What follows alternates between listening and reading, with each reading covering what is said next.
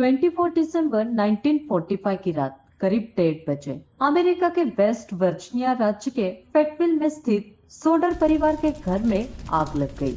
उस समय जॉर्ज और जेनी सोडर अपने 9 बच्चों के साथ घर में सो रहे थे। आग का एहसास होते ही जॉर्ज ने तुरंत अपनी पत्नी और ग्राउंड फ्लोर पर मौजूद 4 बच्चों को बाहर निकाल लिया, लेकिन सेकंड फ्लोर के 2 बेडरूम में 5 बच्चे अभी भी फंसे हुए थे। जॉर्ज ने उन्हें बचाने के लिए घर के अंदर जाने की कोशिश की, लेकिन लकड़ी के बने घर की सीढ़ियां पहले ही आग में जल चुकी थी, जिससे ऊपर तक पहुंचना नामुमकिन हो गया। उन्होंने बाहर रखी सीढ़ी का सहारा लेने की सोची, लेकिन पिछली रात जहाँ सीढ़ी रखी थी वो वहां से गायब थी। काफी खोजबीन के बाद भी सीढ़ी नहीं मिली। जॉर्ज ने पास खड़े अपने 2 ट्रकों का इस्तेमाल करने का निर्णय लिया। योजना ये थी कि एक ट्रक को घर के पास लाकर उसके सहारे खिड़की तक पहुंचा जाए, लेकिन कड़ाके की ठंड के कारण दोनों ट्रक स्टार्ट नहीं हो पाए। उनके पास आग बुझाने के लिए एक पानी का बैरल भी था, लेकिन ठंड के चलते उसका पानी भी जम चुका था।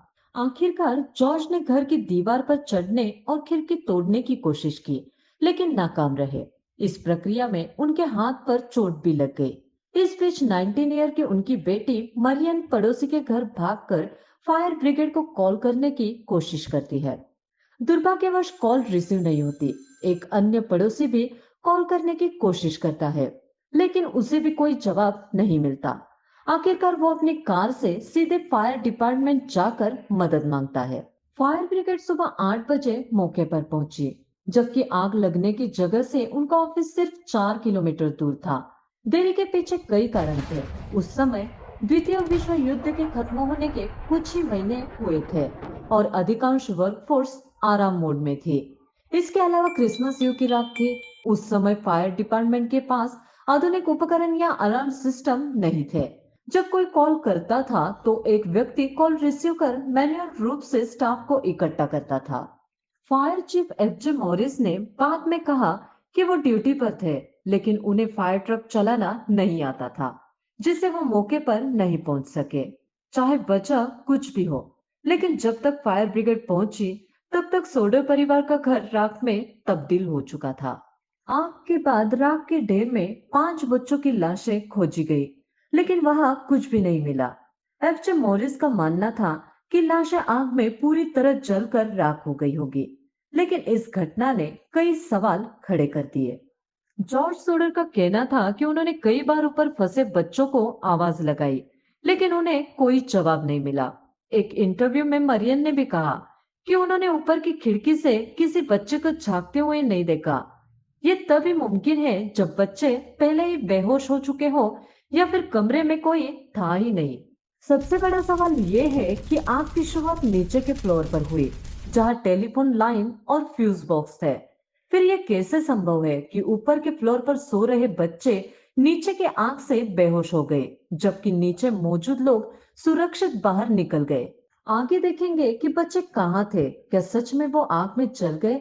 उससे पहले अगर आपने हमारे चैनल को सब्सक्राइब नहीं किया है तो कृपया सब्सक्राइब कीजिए। आपके एक सब्सक्राइब से आपको कोई फर्क नहीं पड़ेगा, पर हमें पड़ता है। 80% लोग कहानी देखते हैं पर सब्सक्राइब नहीं करते। तो चलो कहानी को कंटिन्यू करते हैं। अब यही अनसुलझे सवाल जॉर्ज और जेनी को एक नए निष्कर्ष पर लाते हैं।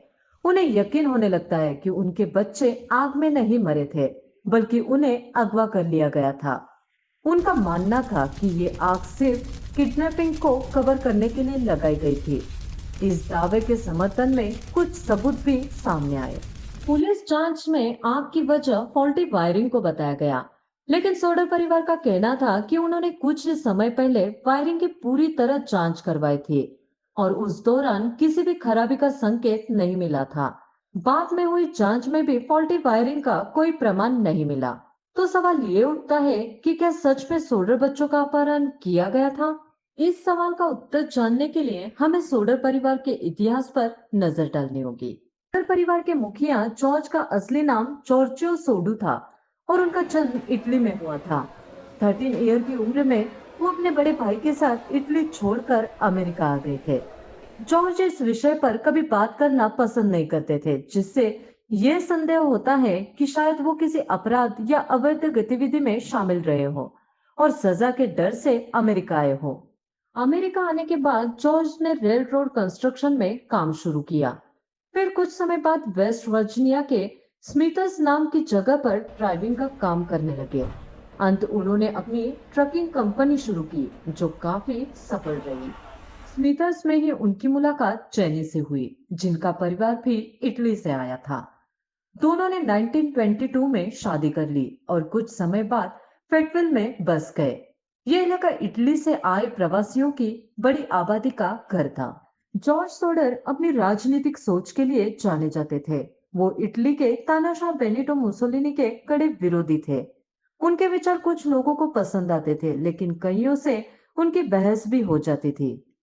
उनका दूसरा बेटा, जो अमेरिकी सेना में था और द्वितीय विश्व युद्ध में हिस्सा भी ले चुका था, माना जाता है कि जॉर्ज का मुसोलिनी के खिलाफ बोलना और उनके बेटे का अमेरिकी सेना से जुड़ा होना उनके दुश्मनों को उकसाने के कारण हो सकते हैं। आग लगने से कुछ महीनों पहले एक इंश्योरेंस सेल्समैन ने जॉर्ज से बहस के दौरान उन्हें उनके घर जलाने और बच्चों को नुकसान पहुंचाने की धमकी दी थी। एक अन्य व्यक्ति ने भी जॉर्ज को चेतावनी दी थी कि उनके फ्यूज बॉक्स में आग लग सकती है। आग से कुछ दिन पहले जॉर्ज के बड़े बेटे ने देखा कि एक अजनबी व्यक्ति सड़क के किनारे खड़ी गाड़ी में बैठकर उनके छोटे भाई बहनों पर नजर रख रहा था। ये घटना भी संदेह पैदा करती है। आग की रात करीब 12:30 बजे जेनी को एक अज्ञात महिला का फोन आया। वो किसी अजनबी व्यक्ति के बारे में पूछ रही थी, जिसे जेनी नहीं जानती थी। कॉल के बैकग्राउंड में जोर जोर से हंसी और जश्न की आवाजें आ रही थी। ये कॉल जेनी को अजीब लगी, लेकिन उन्होंने इसे रॉन्ग नंबर समझकर नजरअंदाज कर दिया। इसके कुछ समय बाद करीब 1 बजे जेनी की नींद एक तेज आवाज से खुली, जैसे कि कोई चीज छत से टकराकर नीचे गिरी हो। हालांकि और कोई आवाज नहीं आई, इसलिए उन्होंने इसे वहम मानकर फिर से सोने की कोशिश की। आधे घंटे बाद घर में आग लग गई। इन घटनाओं और संकेतों से ये सवाल उठता है कि क्या यह घटना महज एक दुर्घटना थी या फिर सोडर परिवार के खिलाफ कोई सोची समझी साजिश। क्या सच में उस रात छत से कुछ टकराया था जो आग की वजह बना? और क्या वाकई सोडर बच्चों को किसी ने अगवा किया था?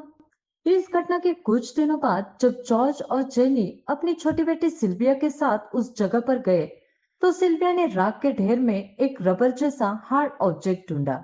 जॉर्ज ने इसे देखकर बताया कि ये कोई साधारण रबर का टुकड़ा नहीं था, बल्कि एक पाइनएप्पल बॉम्ब हैंड ग्रेनेड था। यह अनुमान लगाया गया कि संभवतः यही ग्रेनेड उस रात सोडर रेसिडेंस पर फेंका गया था। इससे यह साफ हो जाता है कि आग फॉल्टी वायरिंग से नहीं लगी थी। लेकिन फिर वही सवाल उठता है, सोडर बच्चे गए तो गए कहाँ? एफजे मॉरिस का कहना था कि आग में सभी 5 बच्चों की बॉडी और हड्डियां पूरी तरह जलकर राख हो गई, लेकिन जेनी इस बात को मानने के लिए तैयार नहीं थी। उन्होंने एक स्थानीय शवदाह गृह से जानकारी प्राप्त की, जिससे पता चला कि 1090 डिग्री सेल्सियस तापमान पर 2 घंटे तक चलाने के बाद भी इंसानी हड्डियां पूरी तरह राख में नहीं बदलती। सोडर रेसिडेंस में तो आग केवल 45 मिनट तक ही लगी थी। इसके बावजूद वहां से बच्चों की हड्डियों का कोई भी निशान नहीं मिला। इतना ही नहीं, राख में कुछ घरेलू सामान के टुकड़े मौजूद थे, लेकिन इंसानी अवशेष नहीं। ये सवाल उठता है कि क्या बच्चों को घर में आग लगने से पहले ही किडनैप कर लिया गया था? कुछ लोगों ने तो दावा किया कि उन्होंने सोडर बच्चों को आग लगने के बाद भी देखा था। एक महिला ने कहा कि आग लगने के समय उसने बच्चों को एक कार में जाते हुए देखा। एक दुकान चलाने वाली महिला ने बताया कि घटना की अगली सुबह एक कार बच्चों को लेकर उसकी दुकान पर आई। बच्चों ने वहां नाश्ता किया। महिला ने यह भी कहा कि कार की नंबर प्लेट फ्लोरिडा की थी।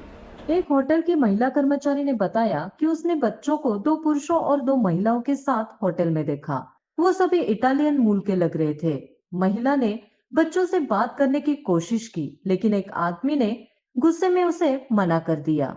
वो लोग रात में होटल में एक बड़े कमरे में रुके और सुबह जल्दी चले गए। इन सब घटनाओं के बावजूद इनमें से किसी भी दावे के पुख्ता सबूत नहीं मिले।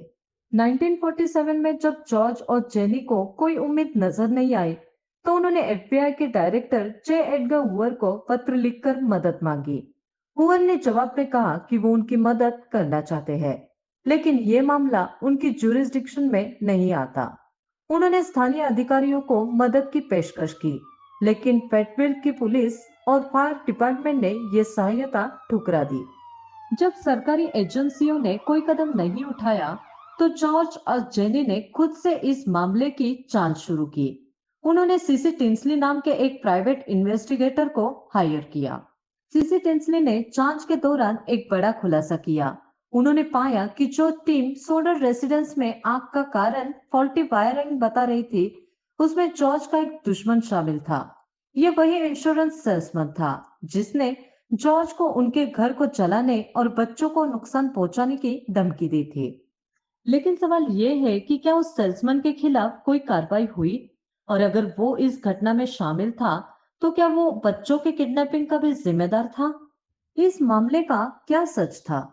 सोडर परिवार की ये कहानी आज भी अनसुलझी है।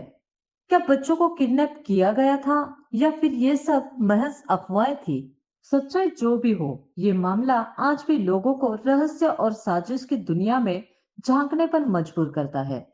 लेकिन सच की तलाश इतनी आसान नहीं थी। जॉर्ज ने अपनी आखिरी कोशिश के तौर पर 1949 में एक पैथोलॉजिस्ट ऑस्कर हंटर को बुलाया और अपने जले हुए घर की राख में बच्चों की हड्डियों के सबूत ढूंढने को कहा। इस बार राख में ह्यूमन वर्टिब्रेट के कुछ टुकड़े मिले। जब उनकी जांच हुई तो ये सामने आया कि ये हड्डियां एक ऐसे इंसान की थी जिसकी उम्र 17 से 22 इयर्स के बीच रही होगी। लेकिन सोडर फैमिली का सबसे बड़ा मिसिंग चाइल्ड मॉरिस उस वक्त केवल 14 इयर्स का था। बाद में ये खुलासा हुआ कि ये हड्डियां शायद पास के माउंट होप सेमेस्ट्री से मिट्टी के साथ यहाँ आ गई थी। इनका सोडर परिवार के साथ कोई लेना देना नहीं था। पुलिस ने इस केस को अनसुलझी गुत्थी करार देते हुए फाइल बंद कर दी, लेकिन जॉर्ज और जेनी ने हार मानने से इनकार कर दिया। उन्होंने फ्लायर्स प्रिंट कराए और घोषणा की कि उनके बच्चों का पता बताने वाले को $5,000 का इनाम दिया जाएगा।